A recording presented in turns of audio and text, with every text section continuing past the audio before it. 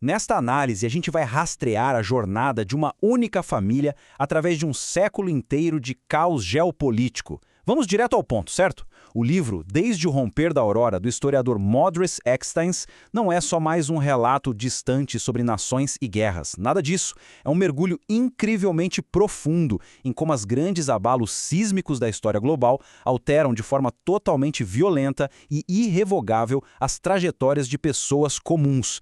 A história da própria família do autor funciona como um verdadeiro microcosmo da história da Letônia e de todo o leste europeu no século XX.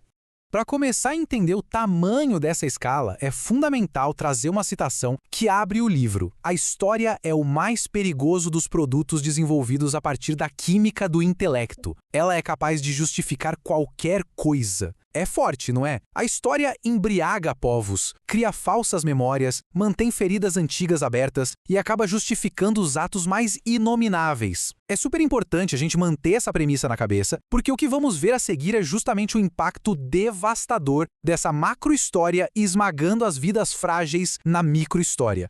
E este é o nosso roteiro geracional pelas sombrias mudanças históricas da Europa. 1. O fim de uma era. 2. Raízes camponesas e servidão. 3. Ascensão de a Grande Guerra. 4. Independência e esperança. 5. Ocupações soviética e nazista. E 6. Refugiados rumo ao Canadá. Número 1. O fim de uma era. Sobrevivendo aos escombros. Lá no final da fúria da Segunda Guerra Mundial, em 1945, havia uma paralisia assustadora. Milhões de pessoas tentando sobreviver e se movimentar no meio dos escombros. Para a gente entender como o continente chegou a esse nível absurdo de caos, basta olhar para a desfiguração da região báltica. De um território completamente controlado por vastos impérios em 1914 para as fronteiras que conhecemos hoje, a violência com que essas linhas foram redesenhadas é simplesmente brutal. A Letônia era um pedacinho de terra espremido entre forças titânicas, onde a geografia moldava o destino da população muito mais do que qualquer escolha pessoal. Número 2. Raízes camponesas e servidão. A vida de Grieta. Voltando os ponteiros para a primeira geração, a gente encontra a Grieta. Ela vivia num passado feudal, onde as populações locais do Báltico foram literalmente reduzidas à servidão. Ela não tinha o menor controle sobre o próprio destino. O casamento dela, por exemplo, foi totalmente arranjado pelo barão local. Essa submissão fica nua e crua quando lemos uma observação sombria de um clérigo alemão feita em 1777. Esses homens são mais baratos que os negros nas colônias americanas. É vital entender o peso dessa opressão para compreender as primeiras faíscas de identidade nacional que começaram a surgir. Era um povo que, aos pouquinhos, ia percebendo o tamanho da exploração que sofria. 3. Ascensão e a Grande Guerra. A jornada de Janes. O final do século XIX trouxe a tão falada industrialização para as províncias bálticas. Isso marcou um salto geracional enorme. Vejam bem, a Grieta estava presa à terra, sofrendo sob as regras da servidão rural. Já o filho dela, o Janes, agarrou as rédeas do incipiente capitalismo urbano. Usando o pequeno dote da esposa, ele comprou uma carruagem e virou o próprio chefe em Mittal. O mais curioso, ele sequer sabia fazer contas de divisão. Mas naquela atmosfera efervescente de crescimento financeiro, saber multiplicar já era o suficiente. Mas aí, a história bate a porta sem piedade nenhuma. A Primeira Guerra Mundial, seguida por uma guerra civil avassaladora, transformou toda essa prosperidade em fumaça. O mundo do Janes foi completamente destruído enquanto exércitos russos, mercenários alemães e bolcheviques entravam em colapso, despedaçando a vida civil no meio do caminho. Janes precisou virar um verdadeiro sobrevivente itinerante. Ele viajava por estradas esburacadas, levando a família na carroça, só para fugir do fogo cruzado daquelas facções que queimavam vilas e saqueavam as cidades. 4. Independência e esperança. A breve janela.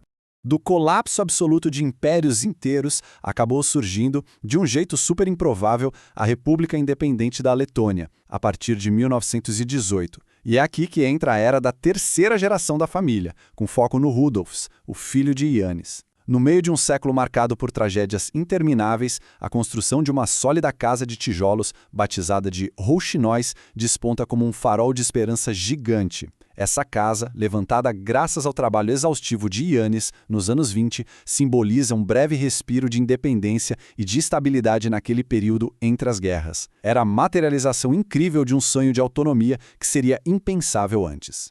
5. Ocupações soviética e nazista. O esmagamento.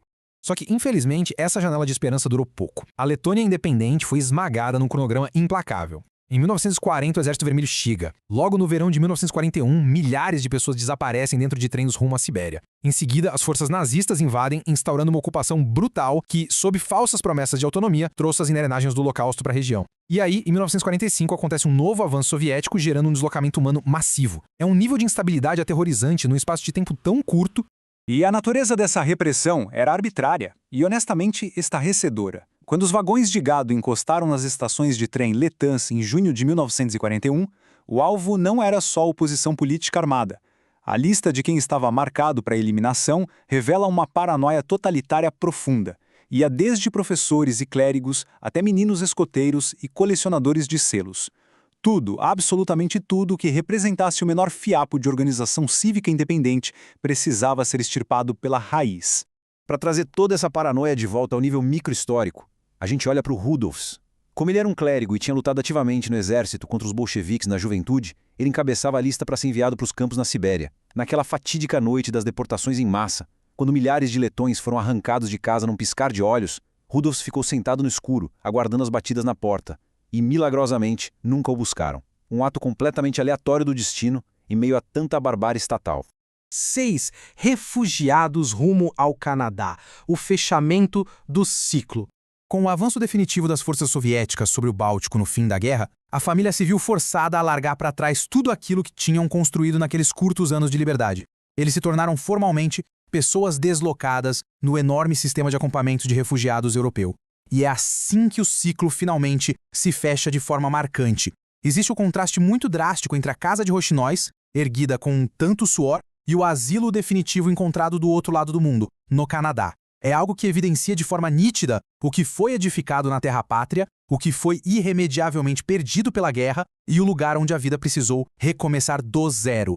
O grande ponto de reflexão aqui é o amplo arco histórico dessa jornada. A gente começa com uma obscura servidão camponesa controlada pela nobreza germânica, passa pelo despertar urbano da família e pela luta frenética para conseguir a independência nacional. E então, lá no final, vemos um colossal embate de ideologias totalitárias desfigurar totalmente o continente. O resultado?